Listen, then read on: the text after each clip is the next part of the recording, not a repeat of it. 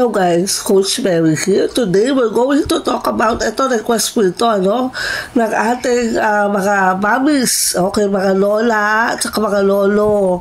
Okay, paano ba alagaan si lola, si lolo, si baby ngayong malamig ang panahon? Okay, so, ang number one natin of course is okay, punta muna tayo kay lola at lolo. Okay, ito yung guys, alam nyo ba na nahihirapan silang maligo kasi sobrang lamig. It's either ang hirap pagpakulo ng tubig. So what you do every other day para maligo si mami, si mamita, okay, at saka si babies, kailangan mo ng alcohol, okay, and then kailangan mo ng oil. Okay, so, ang ratio na is 1:4. Ibig sabihin, 3 ml or 3 ml ng alcohol, 1 ml ng oil. So, pagsamahin mo yan, para malinis sila, hindi kapitan ng bacteria at saka virus, ilagay mo siya, spray mo siya, lagay mo siya sa isang spray na ganito. Okay? And then, okay, ayan, so pag na-combine mo lang siya dyan, okay, mas maganda kung ang alcohol malinis ang amoy.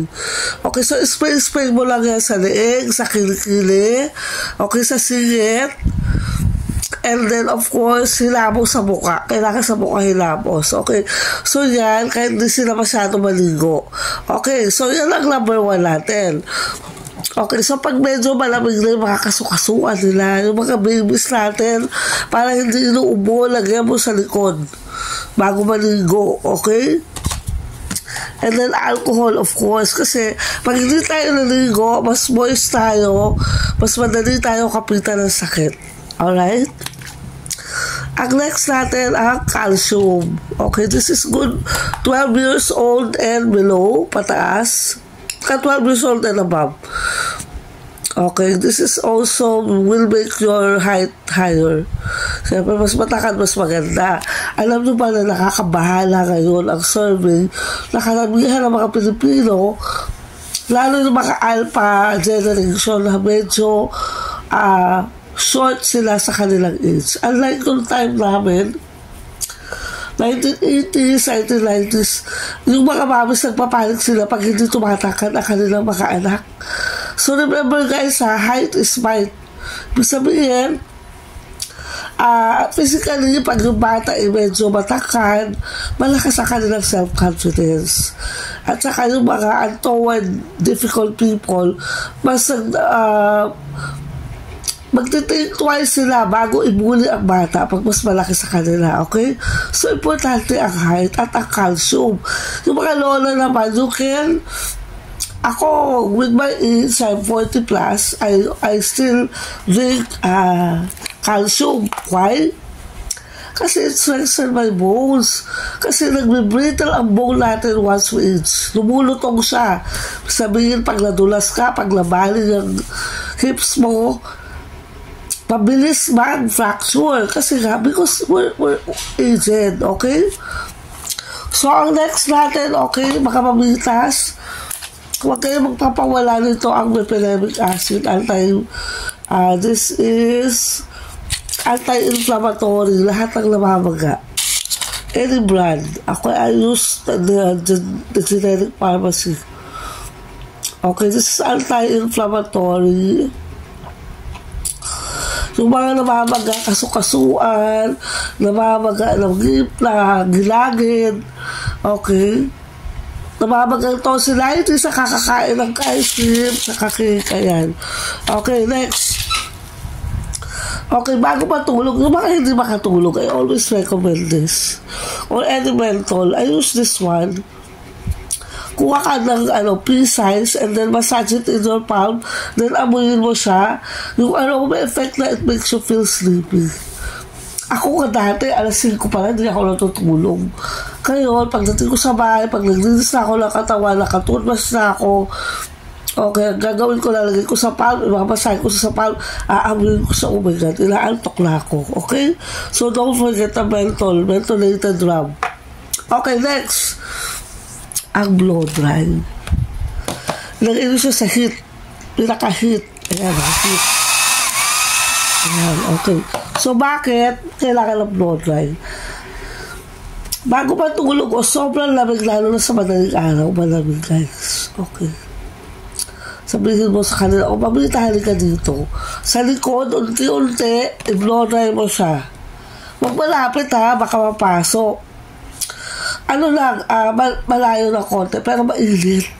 Nawawala yung mga tubig sa baga, lalo na sa bata, pag hindi makatulog sa lamig. Kasi kahit naka-jacket tayo, malamig pa rin, di ba? Okay, now let's go to the, let's get more physical. Okay. Lagi kayong may malinis na jacket sa kama niya. Or malinis na, yung pantulog na madaling alisin at madaling isuot na cotton. Okay. So, before 3 days, mababag mo naman. Kasi sasabit mo lang sa kama niya. Pag feeling na nilalamig na at ayaw na magkumot, okay. Pag-doble ka. Ayan. Alright? So, this is from Black Sheep. Black Sheep clothing. Okay? So, maganda siya kasi cotton. Meron siya katalong shorts. Alright? So, yung ginagamit ko. Okay, next. Ito naman, pagpalabas na tayo ng bahay. Okay? So, ayan na, Diyos ko. You have to interact. Guys, huwag nyo naman kalimutan magpabango. Okay? Para hindi tayo amoy aligi. Okay, lalo yung mga lalaki pa sa pawis. By Manila. Manila, whether for boys or girls, psychologically, it attracts people. Ang Manila lace or Manila,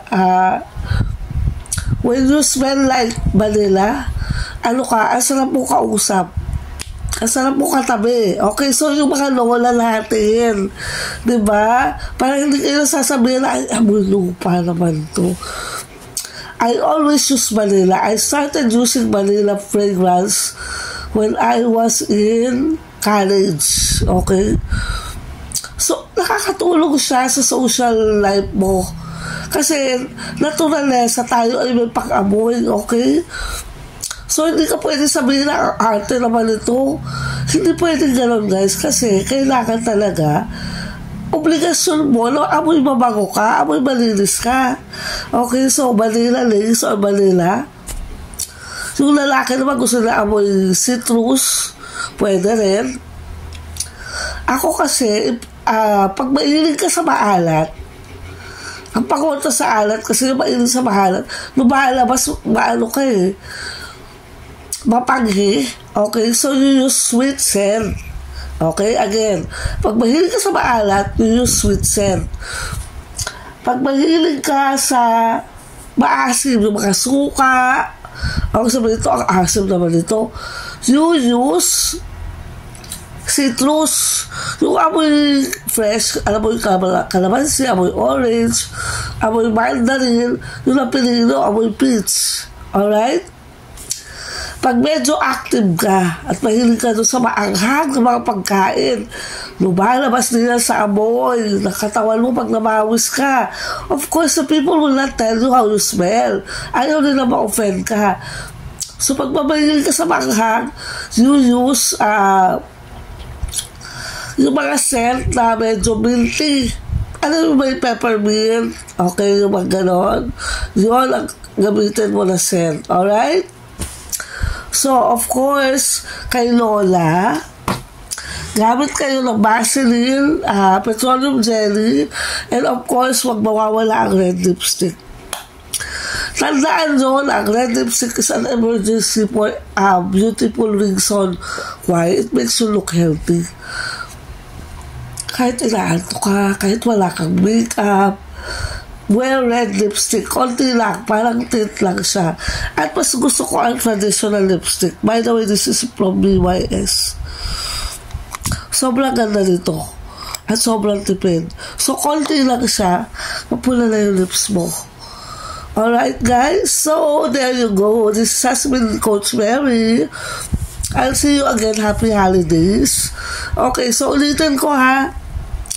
Ang first natin, ang Manila. So you should smell good. Number 2, bago matulog or pag natitense ka na sa gastos, o yan, ang mentholated rub. Next, pagkain ka lang kain ng sweets at namamagal ang tonsillitis mo. At feeling mo ay pagod na ka na sa gastos. Okay. Tanggalin, anuhin mo ito, may panemic acid. Yung iba ka aspirin eh. Okay, pag sa gabi hindi ka matulog, mag-blow, dry bath, ang tawag nila dito sa Europe. So, generally, we use this. Okay, so, iano mo lang sa likod mo. Konti-konti lang, para ka lang blow dry ng buhok. I-blow dry mo yung mo. Yung likod mo at saka yung dibdib mo. Bago ka matulog. Sarap-sarap matulog, guys. Okay, of course, ang oil. Ayan, ubus na ka. Oil, okay. And then, ito, ang alcohol. And then, of course, ang calcium. Alright. So, super worry ka pa rin. At wala ka pa rin, kailangan natin ng mental health. Okay, para sa ating mental health, get a notebook and then write your plans. Okay, the notebook will help you, will function as your second brain. Okay, don't forget na bago ka matulog, baligtarin mo yung salamin mo para yung energy na mabawasan. Okay, remember that pag may salamin in front of your bed, okay, malakas yung activity. Ibig sabihin, yung energy malakas. So, baligtarin nyo po yung makasalamin sa kwarto. O lagyan nyo ng tabon. Kasi yun din pala, na-found out nila yung mga expert. Yun din pala ang nagkakaroon ng spiritual healing pag relax ang environment. Gawin natin very relaxing ang bahay. Okay? So, bago matulog, para iwas yung conflict, iwas yung away, yung maliliit na mga misunderstanding, okay? So, pag nasa kwarto na, relax na, wala nang worry, wala nang arguments. Alright? And of course, organize your things. Okay? On my next vlog, I will blog about the 5 and the 8 tables of the rich people. Magugulat kayo, guys. Okay, maganda yun. So, anyway, okay, takpan yung mga salamin natin, baligtarin natin, okay, as much as possible, para relaxing kung nasaan yung mga elders at saka babies. Okay, so I always advise that to my clients sa life coaching. Kasi mirror reflects parang activity na busy ka, wala kang oras, aligaga ka. Okay, so pag nakatakip yung mirror, iwasan kasi mirror reflects lights. Okay, number 2, gala pa rin kayo. Punta pa kayo ng SM, Robinson, Alphamart. Okay, remember guys that retail therapy is very important. Yung mga matatanda at yung mga babies natin nakakita ng mga ganda at mga colorful na surroundings. Okay, so nangyayari lang yan pag Pasko, diba? Usually, wala tayong choice. We have to go out. So, kailangan naman na, maaliw-aliw tayo. We deserve to celebrate because it's Jesus Christ's birthday. Alright? So, Merry Christmas, everyone! Para ilista yung mga dapat mong gawin, dapat mong i-worry, dapat mong kausapin. Okay? So, there you go. This has been Coach Mary. Have a beautiful and meaningful and happiest Christmas!